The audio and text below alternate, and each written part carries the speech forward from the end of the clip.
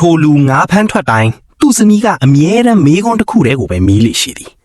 ဒီရိုးရှင်းတဲ့မေးခွန်းကပဲတနေ့မှသူ့အသက်ကိုနှုတ်ယူသွားလိမ့်မယ်လို့ဘယ်သူမှမထင်မှတ်ခဲ့ကြဘူး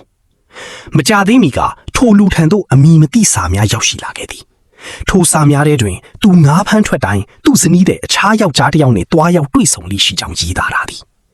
အစပိုင်းတွင်သူကထိုစကားများကိုမယုံကြည်ခဲ့တော့လဲစာများခဏခဏရောက်လာသောအခါသူ့စိတ်ထဲတွင်တန်တရားမျိုးစိတ်ကတဖြည်းဖြည်းရှင်သန်လာခဲ့သည်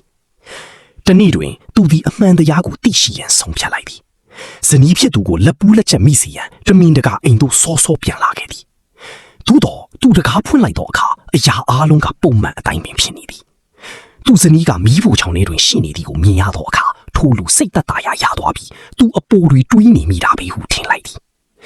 ထို့ကြောင့်နေ့တိုင်းလူပင်သူသည်ငါးဖမ်းဝတ်စုံကိုဝတ်ဆင်ပြီးပင်လေကမ်းခြေသို့သွားရန်ပြင်ဆင်လေတော့သည်